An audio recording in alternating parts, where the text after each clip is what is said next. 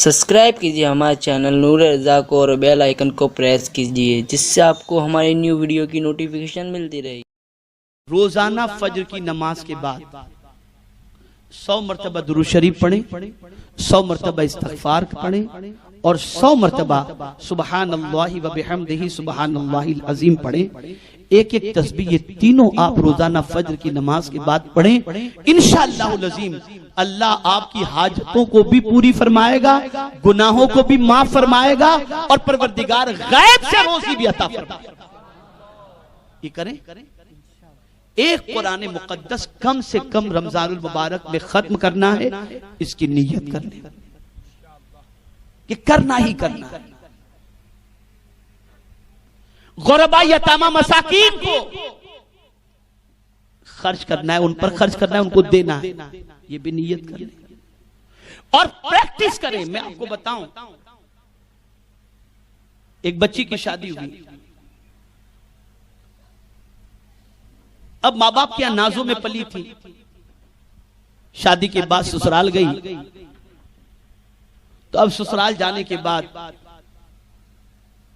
आप जानते हैं कि नई नई बहू का एडजस्ट होना काफी डिफिकल्ट होता है। मां को फिक्र होती है बेटा कहीं उसका गुलाम न बन जाए, बहन को फिक्र होती है कि भाई हाथों से न निकल जाए, तो फिर वो घर में चपकलिशें होती रहती हैं। अब वो लड़की ससुराल में गई और रोजाना कुछ न कुछ मसले पर इख्तिलाफ इख्तिलाफ इख्तिलाफ और बातें उसे सुननी पड़ती। एक रोज उस बच्ची का फोन आया, उसने कहा हजरत मैं तंग आ चुकी हूं, अब मैं उस घर में कैसे जिंदगी गुजारूं, रोज झगड़ा होता है, रोज फसाद, रोज टोकना, सारी चीजें अब बर्दाश्त से बाहर हैं। मैंने कहा बेटा तुम क्या चाहती हो?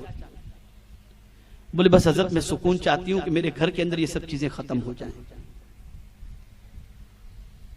मैंने कहा देखो बेटा, अगर वो 100 बोलते होंगे तो तुम्हारे मुंह से एक लफ्ज तो निकलता होगा। बोले हजरत मैं भी कितना बर्दाश्त करूं, मैं भी तो आखिर इंसान हूं, तो कुछ मेरे मुंह से भी निकल जाता है। तो मैंने कहा ऐसा होता होगा कि वो 90 जो बोलते होंगे उस पर किसी की तवज्जो तुम्हारे एक को सब पकड़ लेते होंगे। बोले हाँ हजरत ऐसा ही होता है। मैंने कहा मैं तुम्हें तरकीब समझाता हूं। मैंने कहा देखो बात कुरान की है, अमल तुम्हें करना हो, अगर रिजल्ट तुम चाहती हो और सुकून तुम चाहती हो और घर बसाना चाहती हो। बोले हजरत मैं तैयार हूं। मैंने कहा देखो बेटा, कुरान मुकद्दस में ये झगड़े को खत्म करने का एक तरीका है।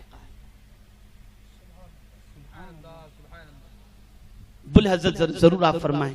मैंने कहा देखो बेटा, अल्लाह ने फरमाया इदफा बिल्लती हिया अहसन फइज़ल्लज़ी बैनक व बैनहु अदावा कअन्नहु वलियुन हमीम। अल्लाह इरशाद फरमाते अच्छे अंदाज में अपना दिफा करो,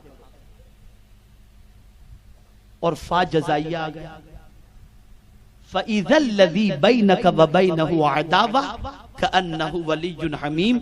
अब तुम अच्छे अंदाज से अपना दिफा करोगे ना, तो जो तुम्हारे और उनके दरमियान जो इख्तिलाफ और अदावत थी ना, अल्लाह उसको जिगरी दोस्ती में तब्दील फरमा देगा।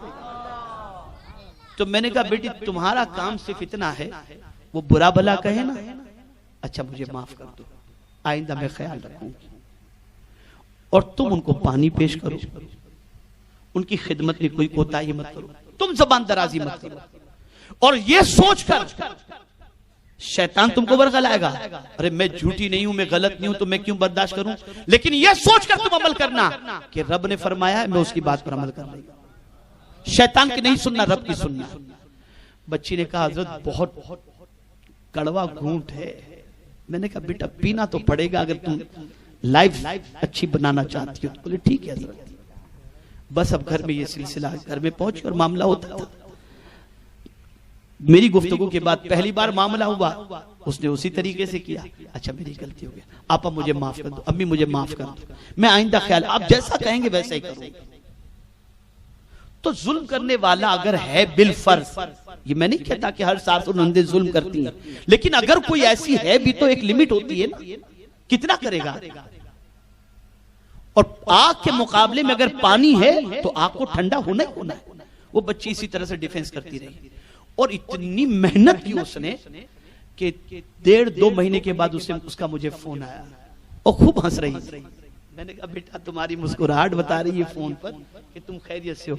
बोले हजरत अब तो पोजीशन ऐसी है कि अब ननंद भी मुझसे प्यार करती है और मेरी सास भी मुझसे प्यार करती है, और ये कहती है कि पता नहीं हमारी बहू को क्या हो गया, बहुत ठंडी और बहुत सादा मिजाज हो गई है, अब तो सामने कुछ बोलती ही नहीं। ये है कुरान पर प्रैक्टिस करने का नतीजा।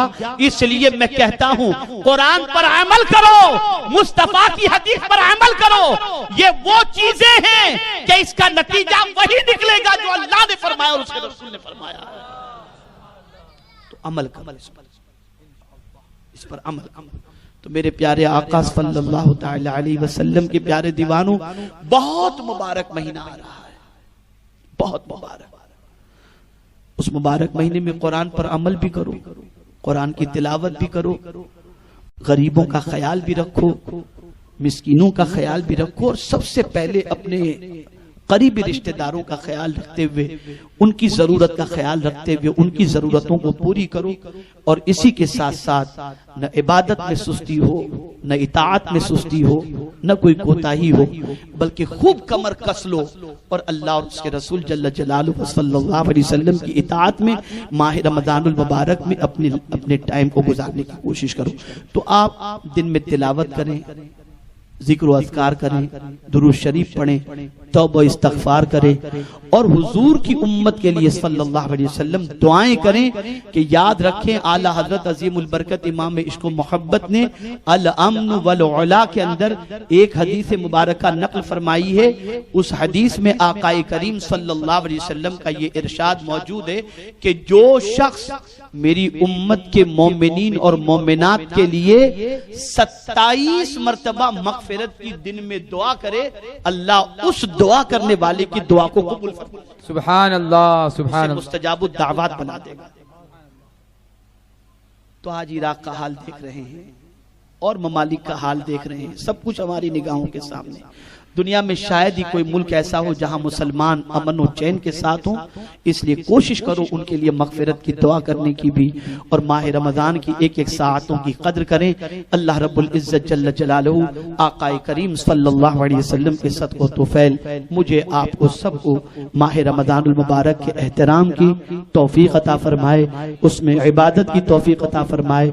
और परवरदिगार माह रमजान के सदक़े में जो रोजे के एवज के अंदर अल्लाह अज़्ज़ व जल्ल फरमाता है कि रोजा इसलिए फर्ज किया गया ताकि तुम तक़वा शिआर बन जाओ, मुत्तकी बन जाओ। तो अल्लाह अज़्ज़ व जल्ल रोजे की जज़ा, यानी रोजे का जो सिला है तक़वा के एतबार से, जज़ा तो अल्लाह खुद अता फरमाएगा, या अल्लाह खुद मिल जाएगा जज़ा के तौर पर। तो रोजे की जज़ा तो वही है, लेकिन इंशाअल्लाह रोजे के एवज में अगर तक़वा की दौलत मयस्सर हो गई तो यकीनन हमारा रोजा बारगाह समदियत में मकबूल है। आखिरी बात अर्ज कर दूं, और वो ये है कि अगर किसी को ये जानना हो कि उसके माह रमजान शरीफ के रोजे मकबूल हुए या नहीं, तो उसकी आसान सी अलामत ये है कि जो गुनाह माह रमजान में रोजा रखने से पहले वो करता था, माह रमजानुल मुबारक में रोजा रखने के बाद और माह रमजान शरीफ के गुजरने के बाद वो गुनाह अगर उससे छूट गए और उसने छोड़ दिए, तो मुबारक हो कि अल्लाह ने उसके माह रमजान के रोजे को कबूल फरमा लिया। वमा अलैना इल्लल बलागुल मुबीन।